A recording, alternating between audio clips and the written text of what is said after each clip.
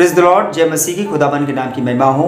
और हमारे जितने भी व्यूवर्स हैं, सबसे पहले मैं उनको नए वर्ष की शुभकामनाएं देता हूं। ये नया वर्ष आपको बहुत सारी खुशियां और बहुत सारी खुदाबंद की ब्लेसिंग लेकर के आए। भजन संहिता 78 में 5वीं वर्सेस कहती है, उसने तो याकूब में एक चितौनी ठहराई और इज़राइल में एक व्यवस्था चलाई, जिसके विषय उसने हमारे पितरों को आज्ञा दी कि तुम इन्हें अपने अपने बाल बच्चों को बताना। 6ठी वर्सेस कहती है कि आने वाली पीढ़ी के लोग, अर्थात जो बच्चे उत्पन्न होने वाले हैं, वे इन्हें जाने और अपने अपने बाल बच्चों से इनका बखान करने में उद्यत हों। 7 जिससे वे परमेश्वर का भरोसा रखें और परमेश्वर के बड़े कामों को भूल न जाएं, परंतु उसकी आज्ञाओं का पालन करते रहें। ये चेतावनियां हैं जो आज से कई हजार साल पहले हमारे पवित्र शास्त्र में लिखी गई हैं, जो हमारे और आपके लिए हैं। जो परमेश्वर ने चेतावनियां दी हैं, उन चेतावनियों को हमें ही नहीं स्मरण रखना है, परंतु हमें अपने बच्चों को भी बताना है, बल्कि दीवारों की पटियाओं में, दरवाजों में भी लिखना है। और जब भी कभी हमारे बच्चे पूछेंगे, जैसे कि व्यवस्था विवरण में भी इसकी चर्चा है, तो उन्हें हमें बताना है कि किस तरह हमारे साथ हमारा जिंदा खुदा हमको लेकर के चलने वाला जो खुदा है, किस तरह से उसने अद्भुत काम किए, कितना पराक्रम और कितने आश्चर्य कर्म करने वाला जिंदा खुदा हमारे बीच में है, जिसकी हम आराधना करते हैं, जिससे कि वो उसे भूल ना जाए। और इस नए वर्ष में हमको ये निश्चय करना है कि हमें कुछ उन बातों को जो परमेश्वर की आत्मा को शोकित करती हैं, उन्हें छोड़ना है।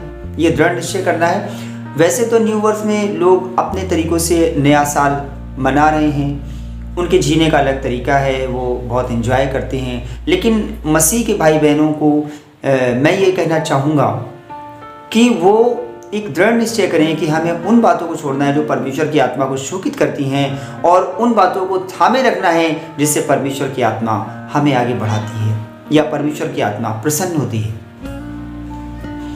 एक वर्सेस में और पढ़ना चाहूँगा, यूहन्ना की अंजील से 3रा अध्याय है।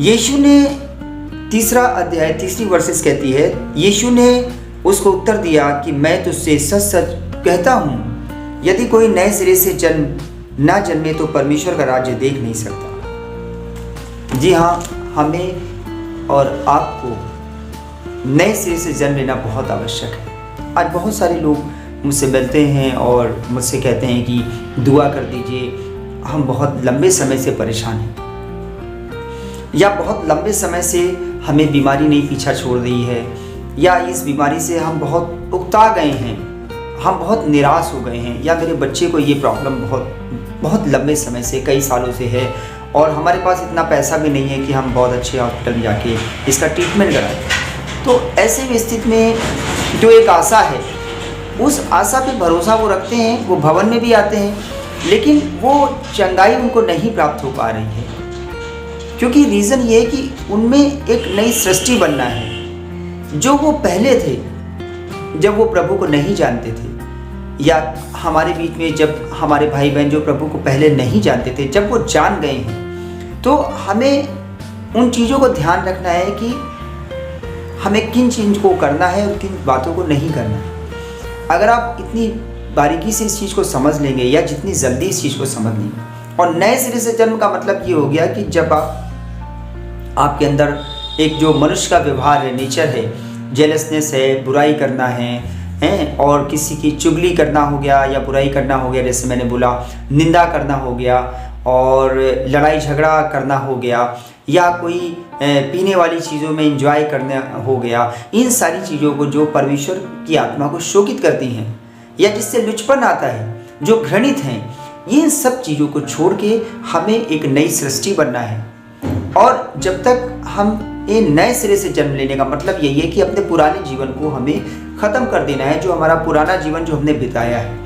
तो अगर बहुत सारे ऐसे लोग हैं जो नए नए आए हैं, नए विश्वासी भाई बहने हैं, अगर वो चंगाई नहीं प्राप्त कर पा रहे हैं, या परमेश्वर की ब्लेसिंग उनको प्राप्त नहीं हो पा रही है, तो वो बंधन है, वो उस बंधन को तोड़ नहीं पा रहे हैं। और वो बंधन तभी टूटेगा जब आप इन पिछले अपने नेचर को मार देंगे। यानी कि जो भी नेचर बुराई करने का नेचर है, या आप पे क्षमा ना करने का नेचर है, या कोई जलन की आत्मा है, या किसी भाई बहन को देख के आपको अच्छा नहीं लगता है, आपकी आत्मा शोकित हो जाती है, आप उन्हें पसंद नहीं करते हैं, तो मसीह में आपको सब कुछ क्षमा करना है, किसी से घृणा नहीं रखना है। क्योंकि वचन में भी आपने पढ़ा होगा कि यदि किसी भाई के प्रति तेरे अंदर बैर है तो जाके पहले उससे क्षमा मांग ले, तब तू मेरी वेदी के करीब आने के लायक हो पाएगा, या तब तू मेरी वेदी के करीब आना। तो हमें अगर अंदर से कोई घृणा है तो ये हमारे लिए एक बंधन का काम करेगा, और हमें प्रभु की ब्लेसिंग हमको प्राप्त नहीं हो पाएगी, या हमारी प्रार्थना प्रभु तक पहुंच ही नहीं पाएगी। आप प्रार्थना तो कर रहे हैं लेकिन प्रभु तक पहुंच नहीं पा रही है, क्योंकि हमारे कामों ने हमको बांध रखा है।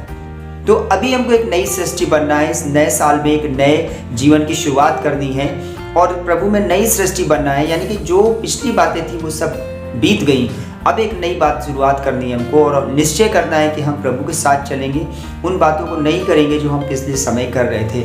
अब हम अपने जीवन को वैसा बनाएंगे जैसा प्रभु चाहता है। और सच ये है कि जब खुदाबंद ने कहा है, यीशु मसीह कहता है कि यदि मेरी आज्ञाओं को मानोगे, यदि मेरी आज्ञाओं को मानोगे तो मेरे चेले ठहरोगे। तो अगर हम उनके चेले बनना चाहते हैं, अपने प्रभु के चेले बनना चाहते हैं, यीशु मसीह खुदाबंद के चेले बनना चाहते हैं, तो हमें उसकी आज्ञाओं को मानना पड़ेगा, तभी हम उसके चेले कहला पाएंगे, तभी हम उसके बेटे और बेटी कहलाने पाएंगे, तभी हमको वो अधिकार और वो स्वर्ग की कुंजियाँ प्राप्त हो पाएंगी जब हम उसकी आज्ञाओं को मानेंगे। अगर हम उसकी आज्ञाओं को नहीं मान रहे हैं तो फिर हमें कोई भी ब्लेसिंग नहीं मिलने पाएगी, और ऐसे में हम बहुत फ्रस्ट्रेट भी रहेंगे, और लोग हम पे ये भी कहेंगे कि भाई क्या बात है, आपके ये चंगाई आपको क्यों नहीं प्राप्त हो पा रही है, ये हीलिंग आपको क्यों नहीं मिल पा रही है, आपका कर्जा दूर क्यों नहीं हो पा रहा है, आपकी बीमारी दूर आपसे क्यों नहीं हो पा रही है। बहुत सारी चीज़ें ऐसी हैं, या आपके घर में झगड़ा हमेशा बना रहता है, आप इस घर में क्यों नहीं अधिकार। तो आप सब सिचुएशन को आप कंट्रोल नहीं कर सकते,